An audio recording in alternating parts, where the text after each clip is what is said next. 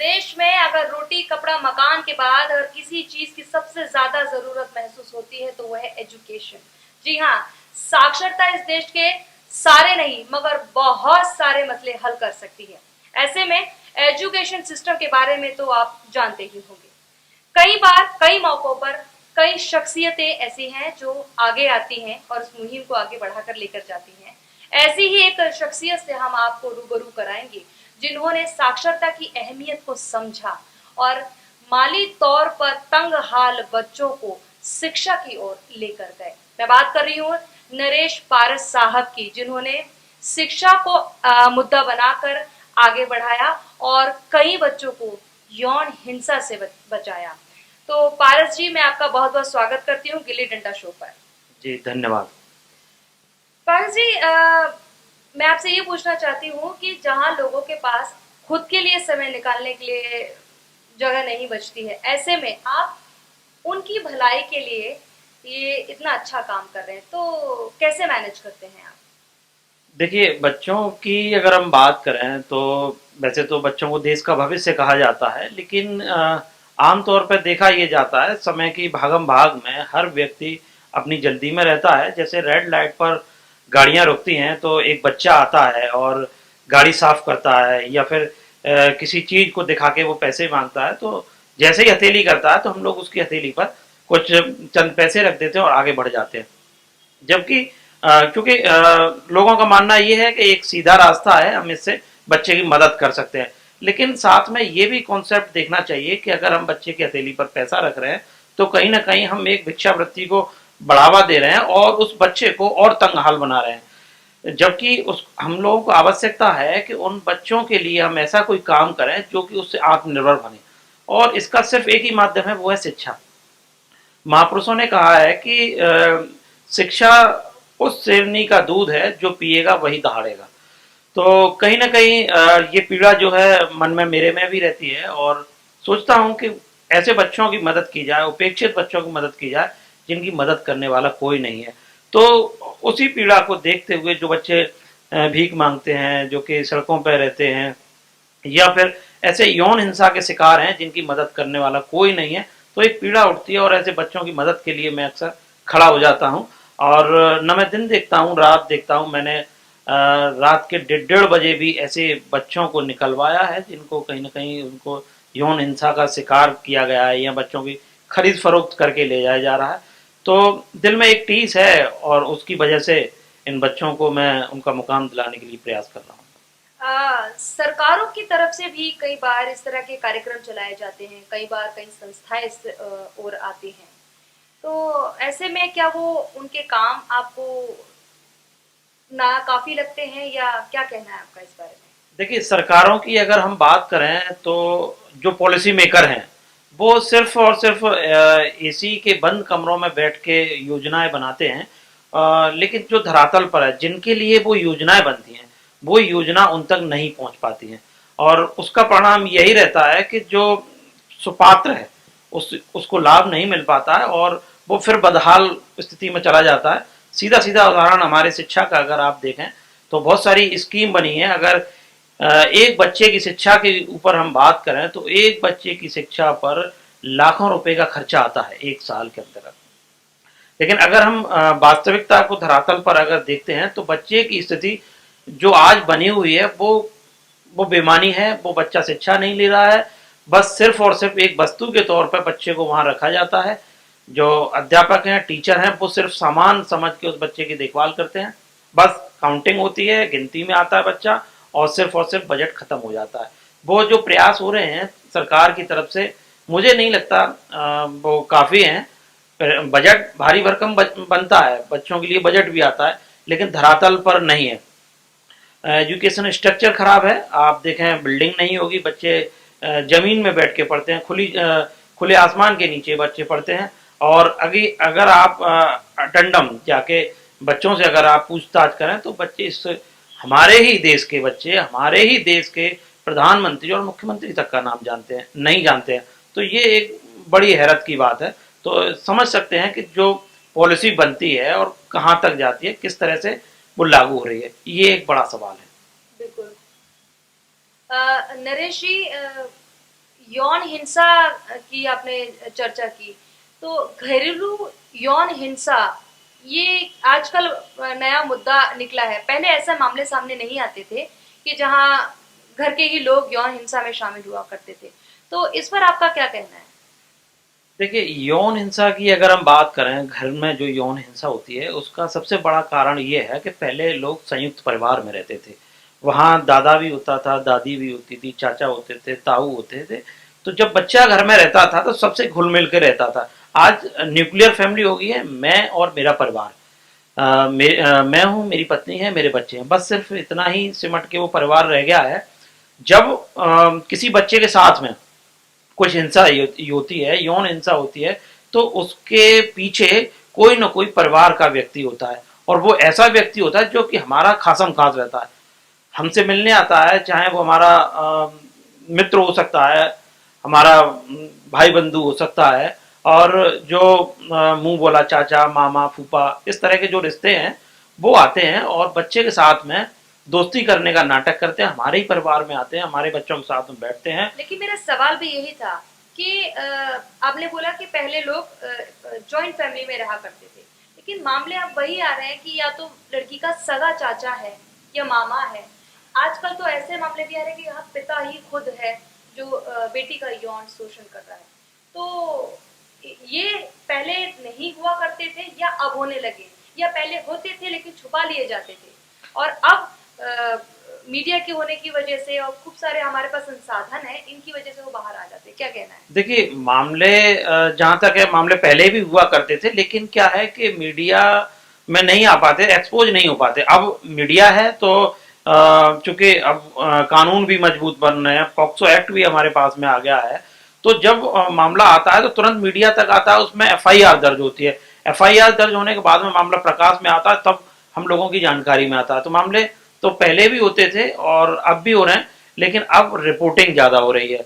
Reporting ज़्यादा हो रही है, और साथ ही साथ इसका कारण एक ये भी है कि जो परिवार के व्यक्तियों पर ज़्यादा भरोसा किया जाता है, तो वो व्यक्ति जो है हमारी एब्सेंस में आता है, हमारे बच्चों से दोस्ती का नाटक करता है, और उसी के साथ में वो यौन हिंसा करता है। बहुत सारे मामले ऐसे आए हैं जिनमें सगे उनके परिवार के लोग हैं और वो उस हिंसा में लिप्त पाए गए हैं। ठीक है। यौन हिंसा से आप कई बार आपने रेस्क्यू किया है, तो किस तरह से फिर उनको वापस शिक्षा की तरफ, स्कूल की तरफ किस तरह से भेजते हैं? बड़ी दिक्कतें आती होंगी देखिए, आपको। ये एक अहम सवाल है। जब हम किसी बच्ची को रेस्क्यू करके लाते हैं, उसी परिवार से निकाल के लाते हैं जिसमें उसका परिवार का व्यक्ति शामिल है, आरोपी को हम जेल भिजवा देते हैं, जेल चला जाता है उसने जैसा किया, लेकिन उस बच्चे को, चूंकि उसके साथ में इतनी दहशत उसमें आ जाती है, बच्चे मानसिक में स्थिति। मानसिक रूप से बच्चा इतना डरा हुआ होता है कि वो दोबारा से उस माहौल में नहीं जा पाता है। और कभी कभी ऐसा होता है कि समाज भी उसको स्वीकार नहीं करता है। समाज उस बच्चे को गलत नज़रों से देखता है, बोलता है कि ये वही बच्चा है जिसके साथ में शोषण हुआ है, और ये अब हमारे समाज के काबिल नहीं है। तो बहुत सारी दिक्कतें आती हैं। कई बार ऐसा भी देखने में आता है कि जिस बच्चे को हम रेस्क्यू करा के लाए हैं, जिस बच्ची को परिवार से हमने रेस्क्यू किया है, और उस बच्चे को जब दोबारा वापस भेजा तो समाज ने उसे स्वीकार नहीं किया, और परिवार उस बच्चे के साथ में वहां से पलायन कर जाता है। तो इस दौरान कोई ऐसा वाक्य जो आपको लगा हो कि ये तो बिल्कुल जज्बातों के साथ खेलना है? कोई एक ऐसा वाक्य कभी आपके सामने आया हो जब आप बच्चों को लेकर गए हों? अ, शिक्षा से संबंधित या यौन हिंसा से संबंधित? दोनों ही सी बात, मतलब आपने जब उनको इससे रेस्क्यू किया और फिर शिक्षा की तरफ भेजा, उस दौरान। देखिए, मुझे दो वाक़ये याद आ रहे हैं, वो दोनों ही इन मुद्दों पर है। पहले मैं शिक्षा वाला मुद्दा आपको बताता हूँ। मैंने एक बार बच्चे देखे थे एमजी रोड पर भीख मांगते हुए, और जब मैंने उन बच्चों से बातचीत की, उनसे पूछा आप भीख क्यों मांग रहे हैं, पढ़ना चाहते हैं क्या, तो उन बच्चों ने दो टूक मना कर दिया कि नहीं, हम पढ़ना नहीं चाहते हैं। तो मैंने उनसे प्रयास किया, बेटा आप हमारे साथ में चलिए, हम आपको पढ़ाएंगे। लेकिन जब बच्चों ने मना कर दिया, तो एकदम चूंकि पहला एक्सपीरियंस था बच्चे से बात करने का, और चूंकि भीख मांगने वाले बच्चे से मैं बात कर रहा था, तो मैंने जब उनसे गुजारिश की बच्चे से, तो बिल्कुल मना कर दिया। तो मैं उस बच्चे के फिर पीछे गया, रेड लाइट ग्रीन लाइट हो गई, फिर मैं रेड लाइट हो गई, तब भी रुका रहा, बच्चे से बातचीत करता रहा। तो बच्चा एक दूसरे चौराहे पर गया, और फिर एक 12-13 साल की लड़की रही होगी, उससे वो बोलता है। तो वो बच्ची मेरे पास में आई और मुझसे बोलती, हाँ बाबू बोलिए क्या कह रहे हो आप। मैंने कहा बच्चे को स्कूल में दाखिला कराना है, इसलिए मैं इससे पूछ रहा था। तो बोलती है कि नहीं, मुझे हमारे भाई को नहीं पढ़ना है और आप जाइए अपना काम करिए। तो मैंने कहा कि मैं इस बच्चे को पढ़ा के रहूँगा, स्कूल में दाखिल करा के रहूँगा। तो वहाँ हम इन बच्चों को स्कूल में दाखिला कराने के लिए ले गए। हैरत की बात है, भारत देश है हमारा और जहाँ शिक्षा का सबको अधिकार है, वहाँ जब इन बच्चों को दाखिले की बात की गई तो सरकारी स्कूल के हेड मास्टर ने ये कहकर मना कर दिया कि हम इन बच्चे को दाखिला नहीं देंगे क्योंकि ये गंदे हैं, इन बच्चों में से बदबू आती है, हम इन बच्चों को दाखिला नहीं देंगे। बच्चे वापस आ गए। जो एक उम्मीद की किरण फूटी थी वो किरण दब गई। परिवार ने मना किया और बोले कि बाबूजी हमने पहले ही आपसे मना किया था कि हमारे बच्चों को कोई नहीं पढ़ाएगा और आप जिद कर रहे उन हैं। लोगों का इशारा इस तरफ था कि हमें कोई सम्मिलित करेगा ही नहीं, करेगा तो ही आप प्रयास ना करें। जी ये भी एक वजह है बिल्कुल। कि स्कूल ना तो जाए। अब बड़ा मुझे बुरा लगा जब उन्होंने कहा बच्चे को हम दाखिला नहीं देंगे, ये गंदे हैं, इनमें से बदबू आती है। तब मैंने हेड मास्टर साहब से पूछा, मैंने कि मास्टर साहब ये बच्चे कब पढ़ेंगे फिर? मैं अगर साफ करके लाऊं तो बच्चों को आप पढ़ाओगे? तो देखो आप गंदगी धोने का प्रयास करो।